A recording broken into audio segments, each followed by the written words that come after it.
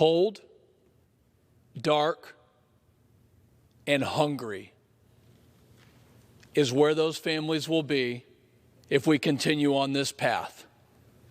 Cold, dark, and hungry.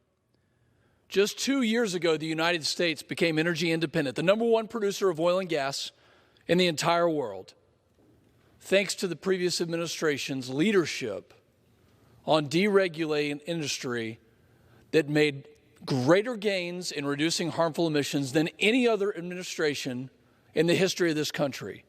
And now we risk losing our competitive edge on the world stage with needless regulations and more taxes in the budget reconciliation bill that will only hurt small and independent producers and will hurt every working class family in this country. Let's look across the Atlantic to our neighbors in Europe right this second, who are currently suffering through a cataclysmic energy crisis.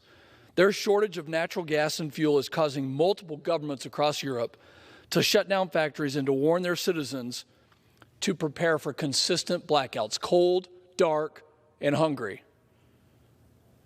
Meanwhile, the fuel lines are growing scarily close to what we saw in the 1970s. This world of shortages, blackouts, and fuel lines may be in Europe today, but it's going to be a reality right here in the United States if this administration continues to push reckless and destructive energy policies. And the fate of this is in the hands of this body right here, of Democrats who say that they support oil and gas.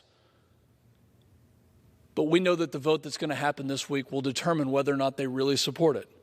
As technology advances and the world population continues to grow, we are only going to need more and more energy to power this world. The truth is that renewables simply cannot provide affordable and reliable energy. In my home state, in my district, we produce more wind energy than the entire state of California. We know a little bit about renewables. A strong energy sector is non-negotiable. Unfortunately, my colleagues continue to push policies that have destroyed American energy independence and will devastate over 10 million jobs right here in the United States. American private energy industry ingenuity can compete toe-to-toe with anyone in the world to deliver a safe and responsible energy source.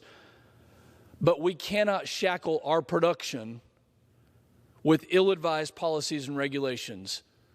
The Permian Basin, where I represent, is the reason that every American can enjoy affordable, reliable energy. And so many other places across this United States, energy security is national security.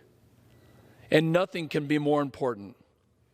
Anyone voting in favor of reconciliation is voting against American energy, is voting against the independence that keeps our national security so strong.